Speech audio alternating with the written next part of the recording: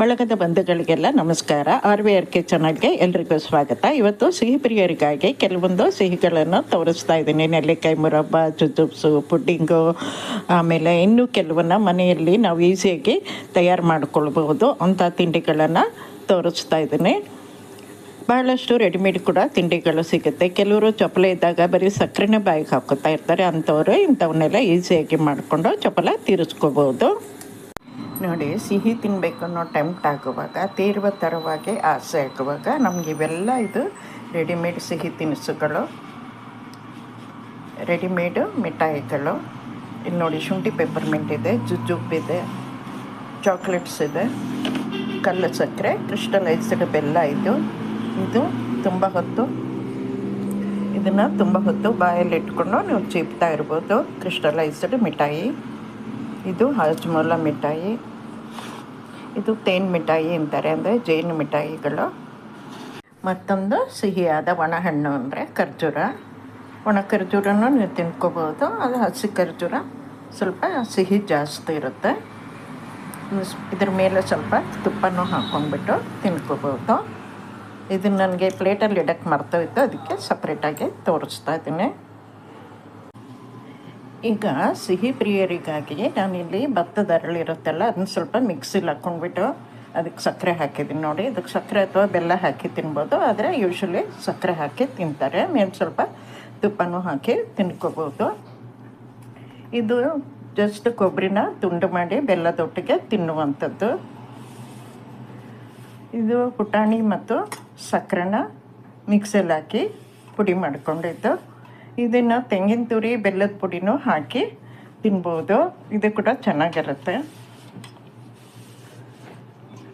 ಇನ್ನು ಪೂರಿ ಅಥವಾ ಮಂಡಕ್ಕಿ, ಈ ಮಂಡಳಿಗೆ ಒಂಚೂರು ಹಸಿ ಕೊಬ್ಬರಿನ ತುಂಡು ಮಾಡಿ ಹಾಕಿಬಿಟ್ಟು ಒಂಚೂರು ಸಕ್ಕರೆ ಅಥವಾ ಬೆಲ್ಲ ಹಾಕ್ಕೋಬೋದು.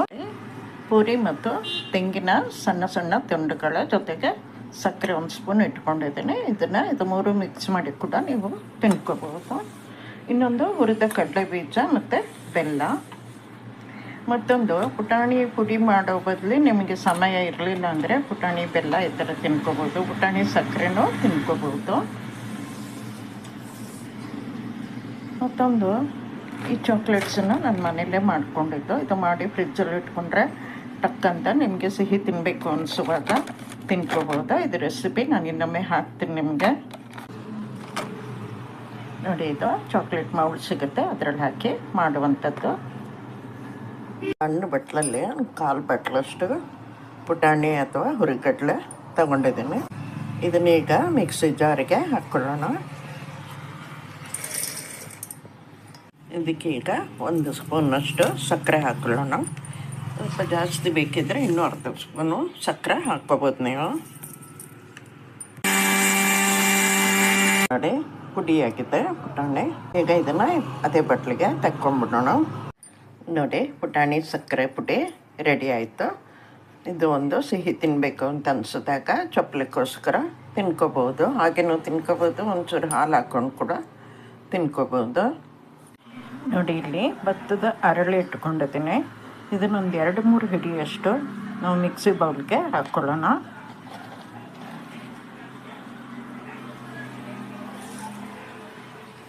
ಈಗ ಇದಕ್ಕೆ 2 ಸ್ಪೂನು ಸಕ್ಕರೆ ಹಾಕ್ಕೊತಾ ಇದ್ದೀನಿ. ನೋಡಿ, ಅರ್ಜೆಂಟಾಗಿ ಮಾಡಿಕೊಳ್ಳೋ ಸಿಹಿಗಳಲ್ಲಿ ಇದು ಒಂದು.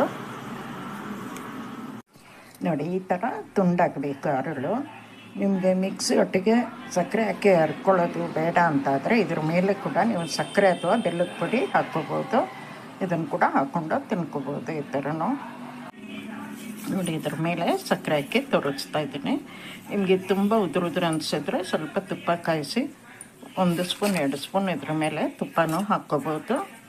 ಮನೇಲಿ ಬ್ರೆಡ್ ಇದ್ದಾಗ ಈ ಥರನೂ ನಾವು ಸ್ವೀಟಾಗಿ ಬ್ರೆಡ್ಡನ್ನು ಮಾಡಿಕೊಂಡು ತಿನ್ಕೋಬೋದು. ನೋಡಿ, ಜಾಮ್ ಹಾಕ್ಕೊಂಡು ಸವರ್ಕೊಳ್ಳಿ. ನಿಮಗೆ ಬೇಕಾದಷ್ಟು ಜಾಮ್ ಹಾಕ್ಕೊಂಡ್ಬಿಟ್ಟು ಹಾಕ್ಕೊಳ್ಳಿ. ಯಾವುದೇ ಬಗೆಯ ಜಾಮನ್ನು ಹಾಕ್ಕೋಬೋದು. ಈ ಥರ ಮಾಡಿಕೊಂಡು ಇಲ್ಲಿ ಕಟ್ ಮಾಡಿ ತಿನ್ಕೋಬೋದು, ಹಾಗೇನೂ ತಿನ್ಕೋಬೋದು. ಇದೇ ಥರ ಬ್ರೆಡ್ಡಿಗೆ ಬೆಣ್ಣೆ ಸಕ್ಕರೆನೂ ಹಾಕಿ ಸವರ್ಕೊಂಡು ತಿನ್ಕೋಬೋದು. ಹಾಗೆಯೇ ತುಪ್ಪ ಸಕ್ಕರೆ ಸವರ್ಕೊಂಡು ಕೂಡ ತಿನ್ಕೋಬೋದು. ಅವಾಗ ಕೂಡ ನಮಗೆ ಸ್ವೀಟ್ ತಿನ್ನೋ ಟೆಂಪ್ಟೇಷನು ಸ್ವಲ್ಪ ಮಟ್ಟಿಗೆ ಕಮ್ಮಿ ಆಗುತ್ತೆ. ನೋಡಿ, ನಿಮಗೆ ಎಷ್ಟು ಲೇಯರ್ ಬೇಕೋ ಅಷ್ಟು ಲೇಯರು ಜಾಮ್ ಹಾಕ್ಕೊಂಡು ತಿನ್ಕೋಬೋದು.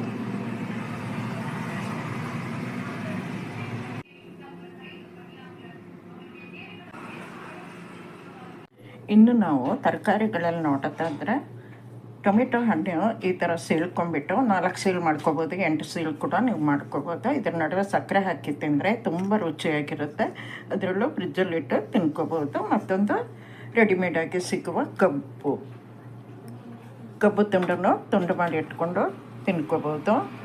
ಇಲ್ಲಿ 1 ಬಟ್ಲಷ್ಟು ಕಾರ್ನ್ಫ್ಲೇಕ್ಸ್ ತೊಗೋತಾ ಇದ್ದೀನಿ ನಾನು. ಇದಕ್ಕೆ ಯಾವುದೇ ಬಗೆಯ ಹಣ್ಣುಗಳನ್ನು ಹಾಕ್ಕೋಬೋದು. ಏನೂ ಇಲ್ಲ ಅಂತಂದ್ರೆ ಒಂದು ಬಾಳೆಹಣ್ಣು ಕೂಡ ತುಂಡು ಮಾಡಿ ಹಾಕ್ಕೋಬೋದು. ಒಂದು 2-3 ಸ್ಪೂನು ಜೇನು, ಸಕ್ಕರೆ ಅಥವಾ ಬೆಲ್ಲದ ಪುಡಿನೂ ಹಾಕ್ಕೋಬೋದು.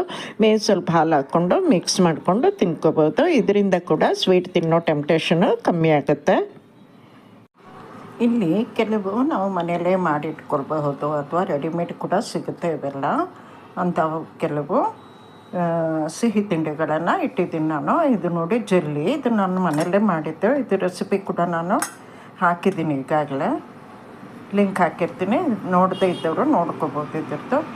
ಇನ್ನು ಜೀರಿಗೆ ಮಿಠಾಯಿ, ಇದು ಸಾಮಾನ್ಯವಾಗಿ ರೆಡಿಮೇಡ್ ಎಲ್ಲ ಕಡೆ ಸಿಗುತ್ತೆ. ಇದನ್ನು ತಿನ್ನೋದ್ರಿಂದ ಕೂಡ ನಮ್ಮ ಸಿಹಿ ತಿನ್ನಬೇಕನ್ನೋ ಚಪಲ ಸ್ವಲ್ಪ ಮಟ್ಟಿಗೆ ಕಮ್ಮಿ ಆಗುತ್ತೆ. ಮತ್ತೊಂದು ಚೆರಿ, ಇವೆಲ್ಲ ಆರೋಗ್ಯಕ್ಕೆ ಕೂಡ ಒಳ್ಳೆಯದು. ನಮಗೆ ಬೇಕನ್ನಿಸ್ದಾಗ ಅರ್ಜೆಂಟಾಗಿ ತಿನ್ಕೋಬೋದು. ಇನ್ನೊಂದು ಟೂಟಿ ಫ್ರೂಟಿ, ಇದು ಕೂಡ ನಾವು ಮನೇಲಿ ಮಾಡ್ಕೋಬೋದು, ರೆಡಿಮೇಡ್ ಕೂಡ ಸಿಗುತ್ತೆ.